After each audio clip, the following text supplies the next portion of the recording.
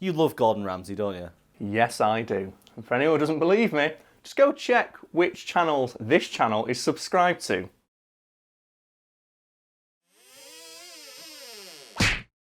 Continuing with our series discussing people who were born with a large empty sack labelled f***s and spent the rest of their lives subsequently sharing that fact with the rest of the world, today's the turn of Gordon Ramsay. I'll be honest, you kind of have to call him Gordon Ramsay now. You've got no choice, have you? You have to call him Gordon Ramsay, because by this point in his career he's known for two things: his language and his temper, which I feel are his most endearing qualities. You stuck-up precious little bitch, let me tell you something. Oh boy, here we go. For our American viewers, you may not think Gordon swears all that much, especially compared to someone like me who swears all the goddamn time. However, I would like to point out that in more recent years, Gordon has toned down his language, mostly because, according to him, they bleep out most of the swear words he says anyway. Fuck off you fat useless sack of fucking Yankee danky doodle shite. Yeah, I do remember it being a lot worse. Oh, especially early in his career, yeah, like in particular the F word, I think is the best example of that, because obviously, if people don't know, the F word is like a TV show that basically made Gordon Ramsay famous, specifically because he was just such an angry, like, loud asshole. And in that show, he swore someone worked out every 20 seconds, which just so happened to make that show one of the most complained about in British television history.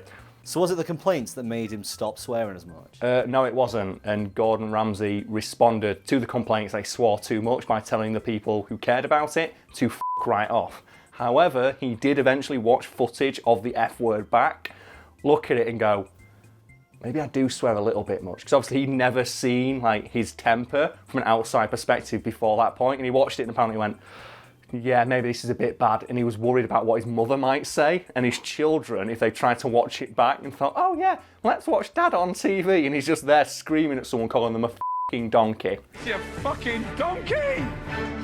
Apparently he's like, yeah, I kind of have to, like, you know, rein it in for my children, which means the only person who can control Gordon Ramsay is Gordon goddamn Ramsay. The only one who can limit the power of his swearing is himself. Imagine if he, like, took the limiters off.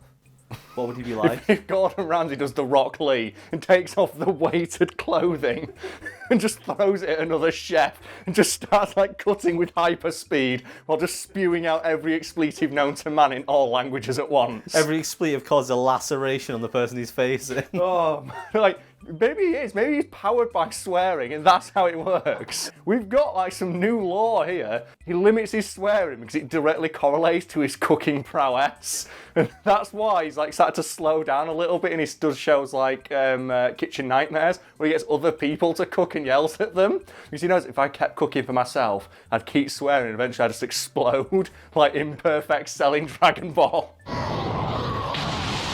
I like the image of like Gordon Ramsay with glowing eyes, screaming expletives in every language all at once while cutting things at hyper speed, and everyone's like, I bet, like, given Gordon Ramsay's temper and reputation, his kink is like really sensual lovemaking. Because obviously, why would he want to do something that reminds him of work when he's in the bedroom? The idea that Gordon Ramsay, he reins in his swearing because it's directly related to his cooking power has really tickled me.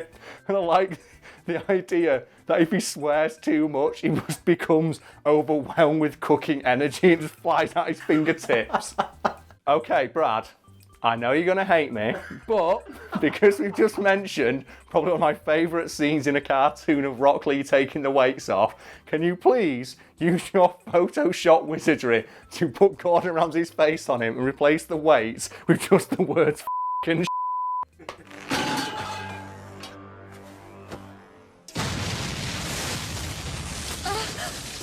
Gordon Ramsay's just dropping F-bombs, literally, and then just goes, my power is infinite, you cannot stop me.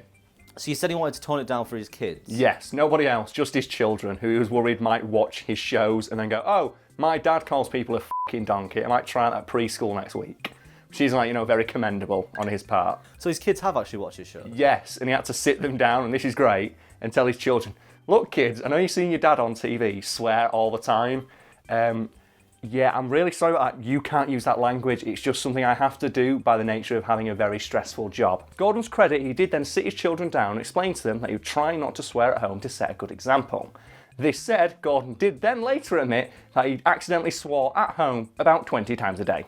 So we theorising that 20 times is the bare minimum to keep his body running. Yeah, that's what he needs to like keep his body at like optimum cooking prowess.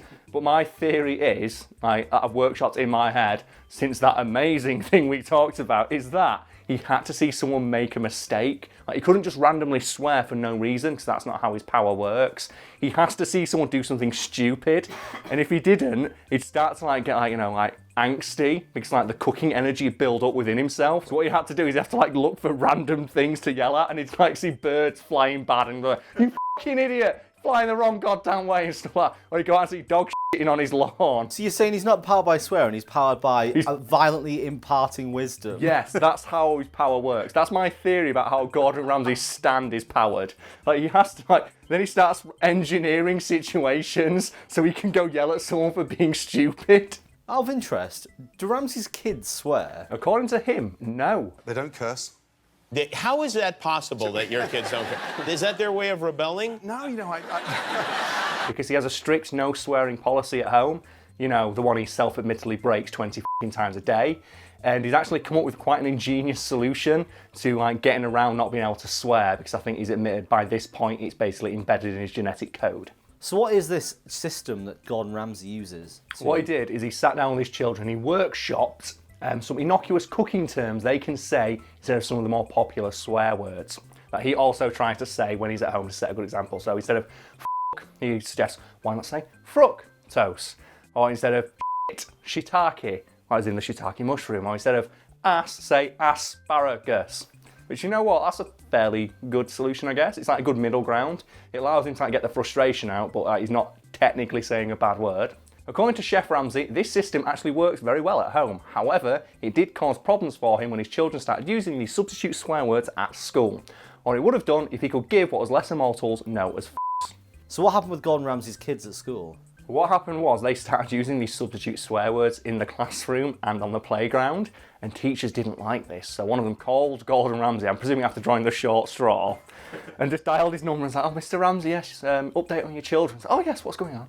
"Oh, well, I was doing very well academically, but we did catch your son and daughter saying the words like shiitake in class." And Gordon's response was, "I don't see what the problem is. It's a Japanese mushroom." And obviously, because he's Gordon Ramsay, he then said, "Now f*** off and slam the phone down." Because, like, you know, old habits die hard. you know, when you say mushroom shiitake, I said, what is a Japanese mushroom? Is delicious. Now off. Yeah. But just the idea of this teacher, like, nervously calling up this, like, world-famous chef, like, "Your kid said a naughty word. What was that word? Shiitake. That's a Japanese mushroom, you f***ing donkey," and just slams down the phone. The way you made it sounds like he's just so used to swearing that he just punctuates the end of his phone calls with, "and f*** off," and just puts the phone He down. said goodbye. He's like, "Oh, honey, I love you too. F*** off, bye." It's just second nature to him. Apparently, it annoyed him that much, because obviously he came up with that system specifically because, like, how do you get offended by the word shiitake? Because it's just a mushroom. Obviously, it sounds like a naughty word, but so do a lot of words. It's like a teacher taking offence to the word country. It is, yeah. Or like a search engine not searching for the word Scunthorpe. I remember this. Which is a thing that happened to me. If people don't know, that's where I was born. You may have seen me wear a t-shirt with the word on it because I started to think it sounds so funny. But you can't search for that word in some schools because the safe search notices that there's a naughty word right in the middle of it. And I think it's similar to that of, yes, it does have this naughty word in it, but it's not actually that word because letters can mean different things. We only got 26 of them, but there's an infinite combination of ways we can put them together. It's like, calm down, love. It's not a big deal. It's grim. It's fucking grim. And it's out of order. So you mentioned at the start about the subscriptions of our channel. Yes, and for anyone who may have paused this video to go check what they are, you may have noticed that the only two channels we're subscribed to, it's not even mine or Brad's channel to advertise them. It's Ramsay's Kitchen Nightmares and Gordon Ramsay Official.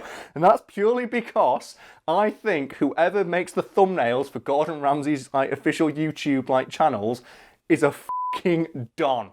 And if people wonder, what do you mean, Carl? What do you mean? We're going to put some examples behind me, and I'm going to tell you some of my favourites because they are the masters of clickbait. Ordinarily, we've talked about it many times before, haven't we, Brad? I hate clickbait. I hate the shitty BuzzFeed thing. I hate the YouTube thumbnails, like a big dumb face in the corner and a hyperbolic headline. But I feel like Gordon Ramsay gets a pass because he's like 50 years old, and they're always so funny, and they're always true. When you click one of Gordon Ramsay's videos, there's no hyperbole there. You get exactly what the title promises. And I think my favourite example of that is thin crust pizza actually has massive crusts.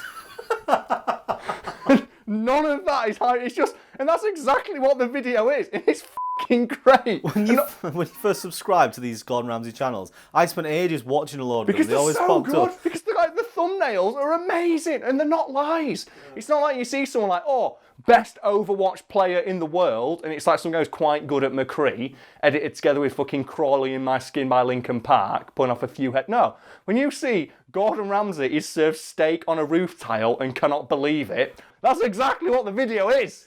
When you see one that Gordon Ramsay's room is full of sperm, and it's a black light thing of a fucking bed covered in sperm, and Gordon Ramsay going, oh no, that's exactly what's in the video, it's great. Chef has the nerve to feed Gordon raw lobster! And that's the thing, it's in caps because that's how he says it. I would love it if more channels like took after Gordon's way of doing it. Like, yeah, it's obviously clickbait, but you click it and you get exactly what's promised.